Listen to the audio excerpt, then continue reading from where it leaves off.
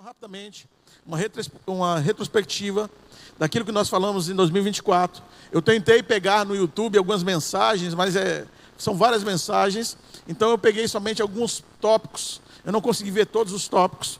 Eu tinha alguns esboços também, o pastor Nascimento também fez alguns esboços para mim, mas eu quero que vocês tomem nota de algumas coisas que nós falamos aqui em 2024, que fez sentido para nós. O ano da edificação, ele tem 2 dias para acabar. E eu creio que nós fomos edificados na nossa fé, amém? Nós fomos edificados. Nós fomos edificados na palavra. Nós fomos edificados como família, como corpo de Cristo. Então esse tema nos trouxe uma responsabilidade agora de caminharmos em um ano agora apostólico, de fundamentos, de raízes profundas, porque o que eu quero falar também no culto da virada é que o raso não te serve mais. Vire para o teu irmão e diga para ele, o raso não te serve mais. Então nós estamos elevando o nível, nós estamos andando a níveis mais profundos no Senhor. Então o raso não vai te servir mais. Tudo aquilo que você já ouviu, tudo aquilo que você já participou, todas as mesas que você sentou, sendo ela de teleio, sendo ela de Amados do Pai, Fly Up, Next Level, tudo aquilo que você pôde participar em 2024, você não se torna mais inocente daquilo que você ouviu. Eficácia no Evangelho não é somente o ouvir, mas o obedecer. Então nós falamos muitas coisas, Deus nos revelou muitas coisas nesse ano de 2024. Deus nos trouxe, pavimentou esse caminho para que em 2025 nós estivéssemos realmente edificados na palavra, edificados na rocha. E eu pude perceber, irmãos, quando Mateus capítulo 7 fala sobre as 2 casas. Uma que é construída sobre a areia, outra que é construída sobre a rocha. Os eventos vieram para as 2 casas. A tempestade, o vento forte, veio para as 2 casas. A Bíblia diz que uma casa caiu, mas a que estava na rocha, ela continuou na rocha. E muitas das vezes, a gente acha que a vida do crente é uma vida somente só de vitória. A Bíblia diz que no mundo a gente teria aflições. Quem sabe os ventos fortes, as tempestades racharam a parede dessa casa. Quem sabe uma telha dessa casa voou. Mas a Bíblia diz que essa casa ficou firme na rocha. O que está ligado é a fundamentação. Aonde você está edificado. E se você estiver edificado na palavra, irmãos, na rocha que é Jesus, você vai continuar, você vai ficar firme, e você será como Ele, inabalável, amém? Porque Ele está contigo. Então não olhe as circunstâncias, não olhe os dias maus, não olhe para o seu inimigo, não olhe para o Deus que está com você. Davi não olhou para Golias ao ponto de ter medo de Golias. Davi olhou para Deus, que sabia que se ele estivesse com Deus, Golias ia cair como caiu. Não olhe o tamanho do seu inimigo, olhe o tamanho do seu Deus. Não veja o tamanho do seu problema, olhe o tamanho do seu Deus. Já dizia a canção, né? O meu Deus é maior do que os meus problemas. Eu não temerei. Apesar de que a nossa vida, irmãos, ela não é fácil, 2025 também não vai ser fácil, mas a palavra que Deus nos deu é a mesma palavra que Josué recebeu da parte de Deus. Porque assim, nós nesse mundo caído, nesse mundo onde jaz o maligno, Deus nunca disse para nós que seria tudo 1000 maravilhas, que seria só vitória. Ele disse que no mundo nós teríamos aflições, nós teríamos problemas, Mas ele disse a cada um de nós: ei, tem de bom ânimo. Ele disse para José: ei Josué, não temas, ser forte e corajoso. Amém? Se você saiu, ou na verdade se você chegou, quem sabe nesse final do ano, desesperançado de tudo, eu quero trazer uma palavra para você: ser forte e corajoso. Josué sabia que ele venceria todas as guerras, porque o Deus de Israel estava com ele. Você pode dar um aleluia, irmão? O Deus de Jacó, o Deus de Abraão, Ele é o mesmo Deus que está contigo. O Deus de Davi, o Deus de Daniel na cova dos leões, é o mesmo Deus que está contigo. E nós falamos alguns temas. Um dos primeiros temas que nós trouxemos a casa, a essa congregação, foi: Jesus está voltando e você está sendo avisado. Foi uma série que nós fizemos nesse lugar aqui, aonde Deus trouxe a nós palavras de revelações, palavras verdadeiras, aonde Deus pavimentou o caminho para que nós não nos perdêssemos no meio do caminho. E os pontos aonde eu coloquei foi que você precisa se preparar como se Jesus voltasse agora. Você precisa se preparar como Jesus voltasse hoje. O amanhã a Deus pertence. Amém?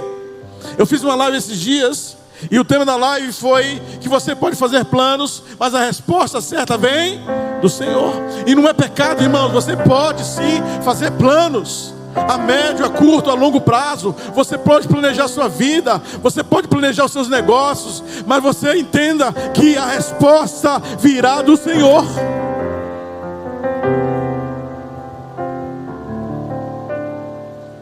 Falei, já deu testemunho sobre isso. Eu e minha esposa, eu e minha casa, nós vivemos a promessa de Deus nas nossas vidas. O Senhor disse a nós, disse a minha esposa: se você fizer, e eu não tenho nada contra quem fez, pastor Leandro fez ali, né? Glória a Deus, e já está começando esse mês a trabalhar, é um servidor público, amém? Mas isso Deus pediu para mim, pediu para ela, e Deus falou para ela: se você estudar, eu vou te abençoar. Porque Ismael, irmãos, mesmo não sendo filho da promessa, ele foi abençoado por Deus. Ele tinha riqueza, ele tinha posses. Mas Deus já havia falado com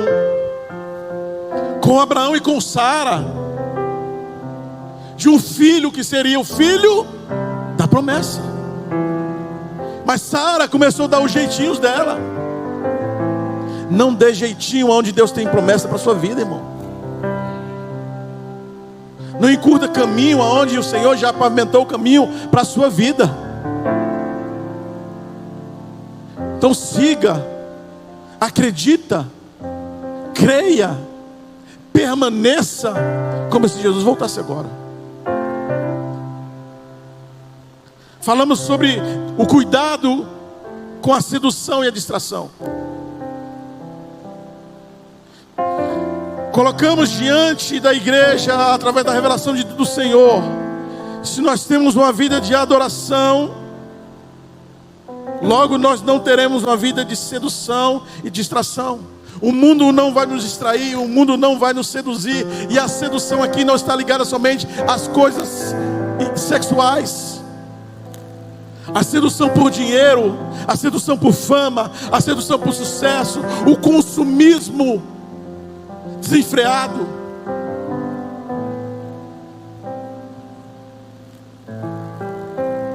Essa é a sedução. Aquilo que o mundo empurra para você, para que você não seja livre, para que você não seja liberto. As propostas de amarrar você, de prender você.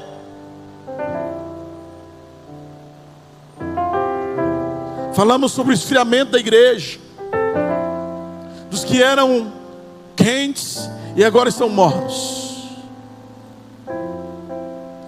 Falamos sobre a igreja de Laodiceia. Falamos que o esfriamento não se dá do frio para o quente, mas se dá do quente para o frio.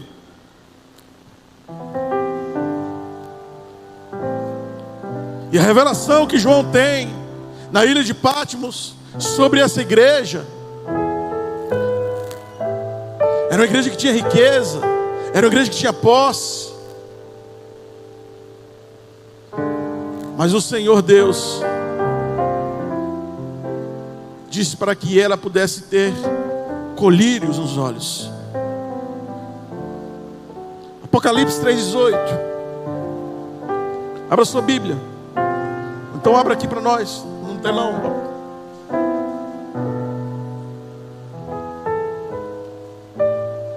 Apocalipse capítulo 3. Vê os textos antes para mim, por favor. Se eu não me engano, é o anjo, isso, cadê? Você que tinha colocado lá. Isso aqui. Não, a de Laodiceia. Se eu não me engano é o 12, 13, 12, 14, põe o 14, versículo 14. E o anjo da igreja de Laodiceia escreve: isso diz o amém, o testemunha fiel e verdadeira, o princípio da criação de Deus. Conheça as tuas obras, que nem és frio, nem quente. Quem deras, fosse pelo menos frio ou quente. Assim, porque és morno e não és frio, nem quente, vomitar-te-ei da minha boca. Sabe quem que é o frio, irmão? É o cara que vive na ignorância do pecado, não conhece nada de Bíblia, não conheceu Jesus como Salvador, não teve contato com as Escrituras, não teve revelação da parte de Deus, não passou por João 8,32, em conhecer a verdade vos libertará, não passou pelo caminho, não entrou nesse caminho. São pessoas ignorantes. Mas essa igreja, ela chegou a um nível que agora estava morna. Como dizes, rico sou e estou enriquecido, e de nada tenho falta, e não sabe que és um desgraçado, miserável e pobre e cego e nu. Milena, não sou eu que falo, é a palavra de Deus que diz.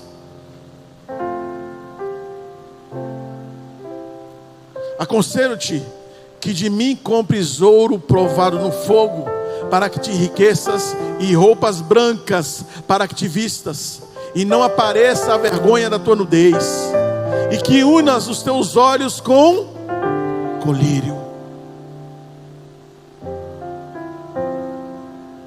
Falamos sobre intimidade,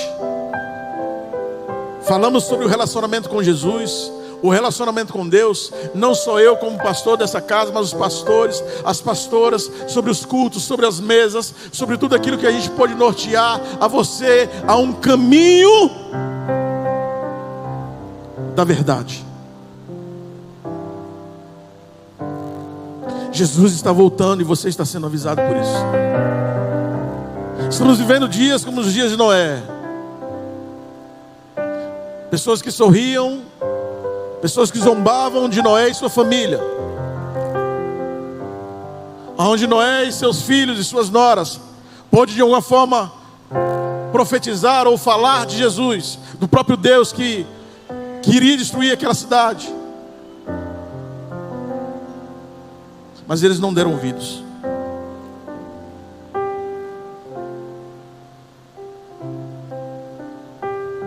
Falamos da intimidade com Deus, desse lugar que você precisa ter.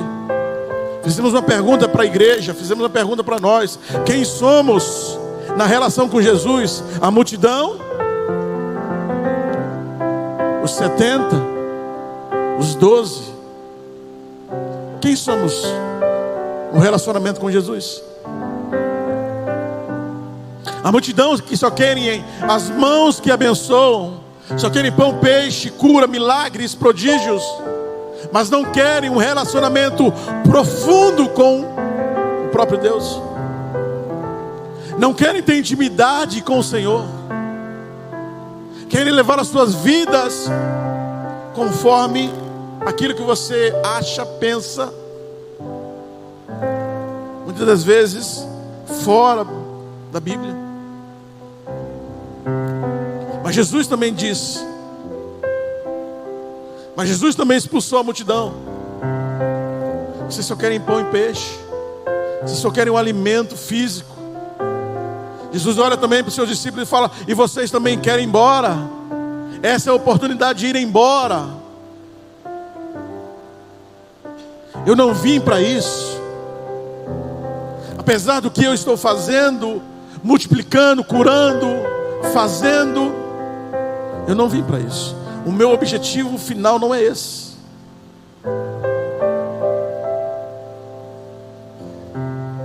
Nós falamos sobre um Deus segundo a nossa imagem. 1 João capítulo 5:19 fala que o mundo jaz no maligno. Pessoas que estão fazendo deuses para si, Jesus para si. O Jesus da cruz não serve mais. Agora eu faço os meus Jesus. Mas desde o Éden, o diabo tenta desconfigurar a imagem de Deus Criador em você. A desconfiguração do caráter de Cristo em você.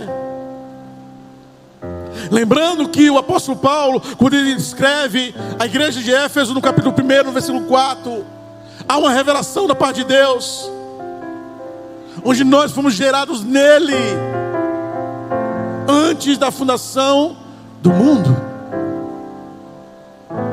onde a Trindade se reúne e diz: façamos o homem à nossa imagem e à nossa semelhança. Mas o diabo, nosso adversário, o diabo, nosso inimigo maior, ele quer desconfigurar a imagem de Deus Criador em você,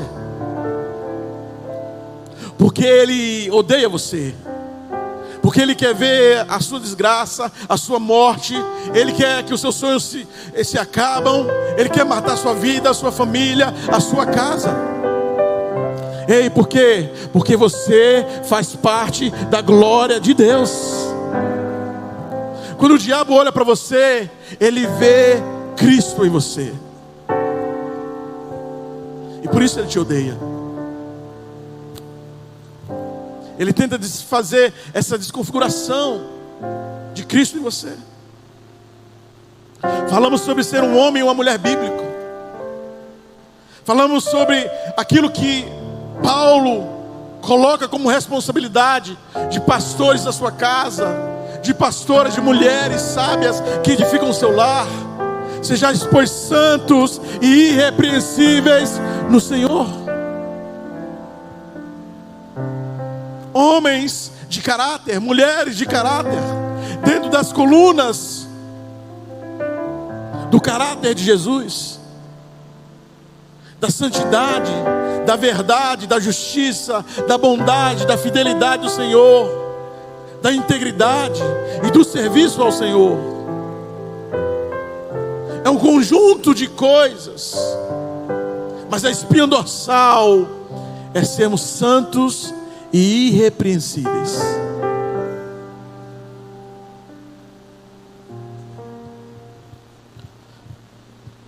Falamos sobre ter o cuidado com as concessões.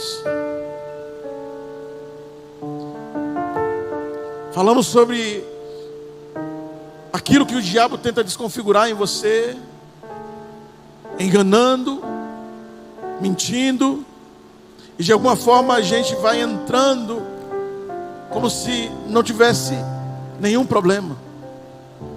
Você está falando hoje pela manhã aqui. Quando eu era mais adolescente, os pastores da minha época falavam o seguinte: se você chegar aí para o inferno, vai ter uma placa muito grande dizendo assim lá: não tem nada a ver. Porque essa era a nossa fala. A fala do adolescente, do jovem, né? Não tem nada a ver não. Não tem nada a ver não. E hoje, irmãos, eu estava pensando, eu peço perdão ao Senhor, porque, pastor Marquinhos, tudo se deu início quando a gente começou a falar que tudo era religioso. Não, você é muito religioso. Quantas vezes a gente falou isso? Quantas vezes eu mesmo falei? O grande problema é que a gente não conseguiu equilibrar algumas coisas. E agora as concessões foram abertas. Agora o que não podia há 20 anos atrás, agora pode. Agora temos igreja para tudo e para todos.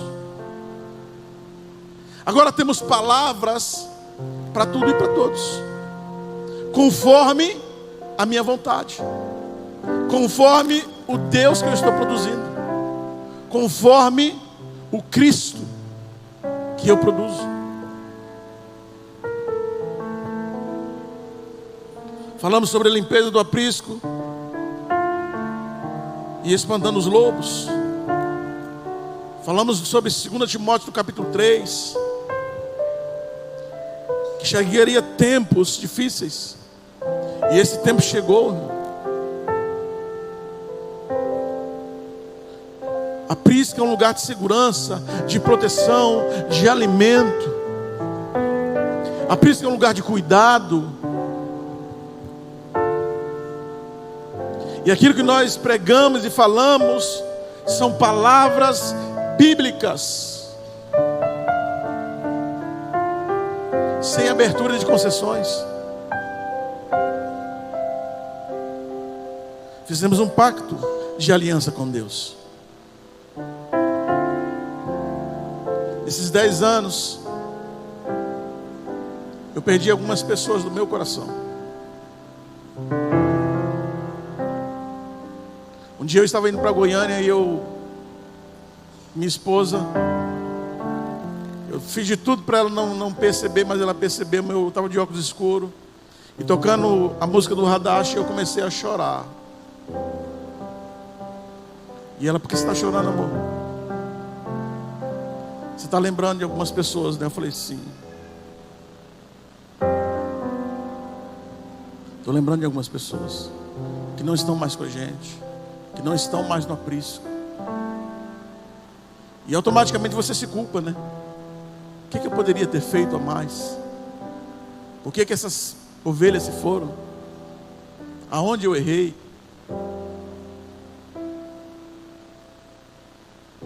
Porque o pastor que é pastor, ele não culpa, ele não julga, ele consequentemente, ele também olha para ele e fala assim: cara, onde eu errei? Será que eu precisava falar mais? Será que eu precisava abraçar mais? Será que eu precisava orar mais? Mas mediante aquilo que eu preguei, cada um tem sua escolha. Mas eu fiz um pacto de aliança com o Senhor, de não mudar a mensagem, de não negociar princípios e valores.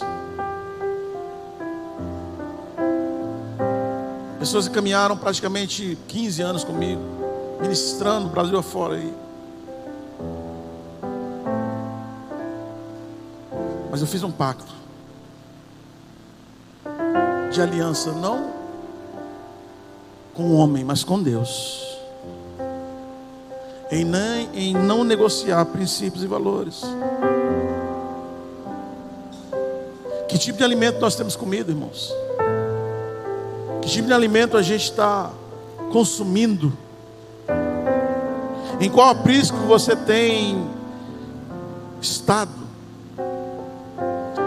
Falei isso pela manhã, o Henrique me procurou ali, ele estava com algumas dúvidas sobre escatologia, e ele falou: pastor, eu tenho ouvido muita gente na internet, mas eu quero ouvir o que o meu pastor acha disso. Eu não vou seguir ninguém na internet, porque eu tenho um pastor. O que o Senhor falar para mim é o que eu vou acreditar. Você pode dizer um amém?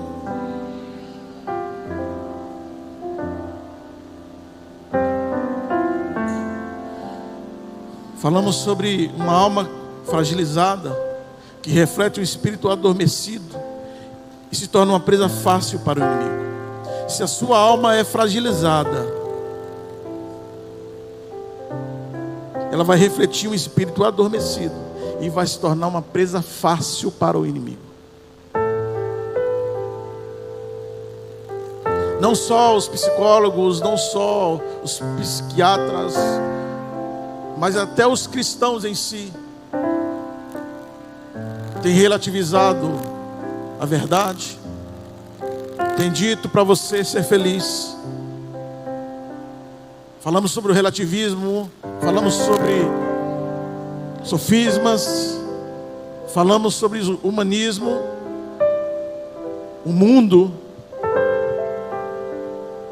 ele diz: se o seu casamento não está bem, se você não está bem consigo mesmo, deixa esse homem e vai ser feliz.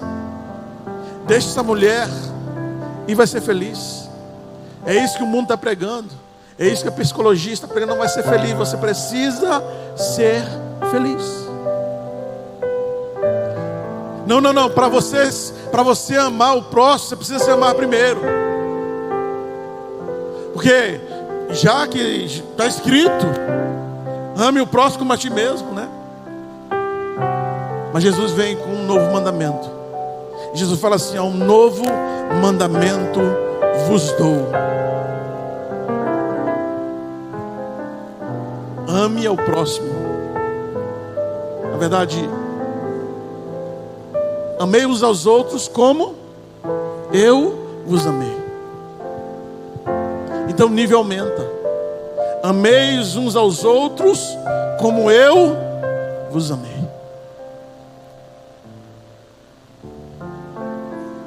Então, irmãos, não é tempo mais de andarmos no raso. Não é tempo mais de sermos meninos na fé.